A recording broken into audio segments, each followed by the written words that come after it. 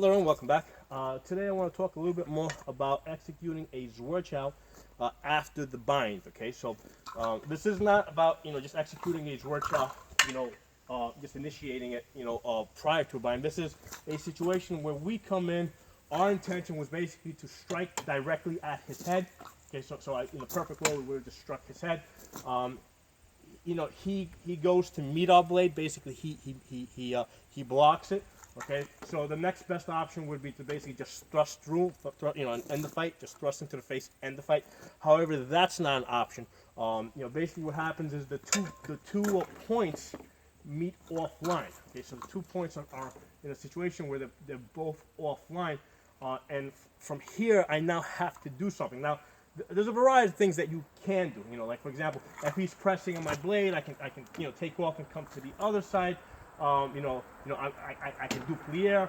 I can do a cross guard hook. I come over to the other side. That's all great. But I also want to have another option. Okay, so the option that I have been working on is from this position. I want to execute a Zwerchau on the right side. Okay, so somehow I want to make a Zwerchau to the right side, I want to do this without leaving the blade. Okay, because if I leave the blade, it basically gives him the opportunity to strike me. Okay, now one way that I have done this in the past, that I've been working on this, is simply by making a small circle. Okay, so basically the sword comes up. The strong is still basically protecting my head.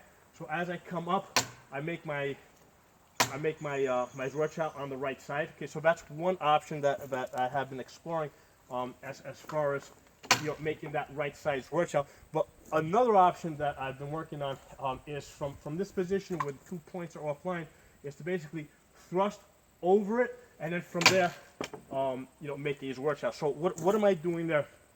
I come here, I'm thrusting basically over his head. Okay.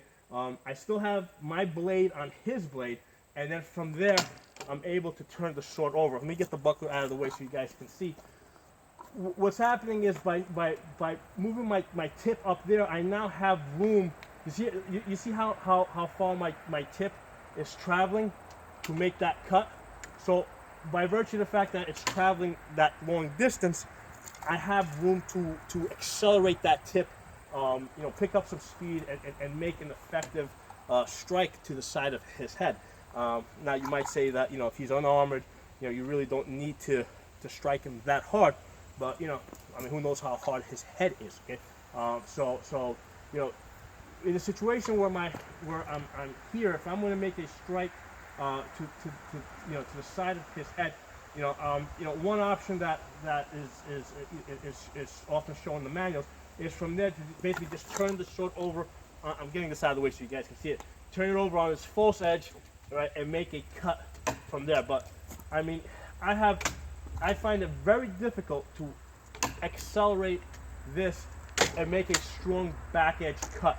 The only way I could do that is if I end up coming in with my buckler leg forward, right, and I'm here, all right. From there I can now step to the side and use my movement, use my hip motion to try and move that tip a little bit faster. Okay, so that's an option. If I end up coming, instead of coming in with my sword leg forward, if I come in with my buckler leg forward, I have the option of making a back edge cut, the way it's shown in the Lichtenauer manuals. Okay, because if you look at Lichtenauer, that's one of the ways that that he shows these Zwerchau. He shows it as a back edge cut,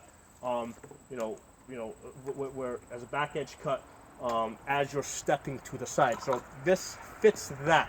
But I want to have another option. More options is better. I'm a big believer in having as many options as possible.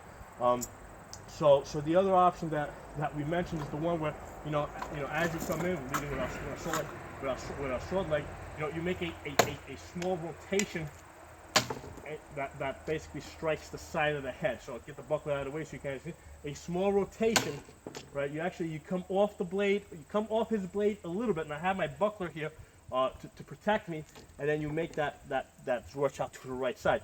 And the third option that I have for executing this is to actually, as I come in, to thrust forward over the top of his head, and then, basically turn the sword around, pick up some speed, and make that right side to work out. So a couple of things for you guys to think about, to try out. And by all means, post some comments. Let me know what you guys think about this. If you have a better way of doing it, by all means, make a video.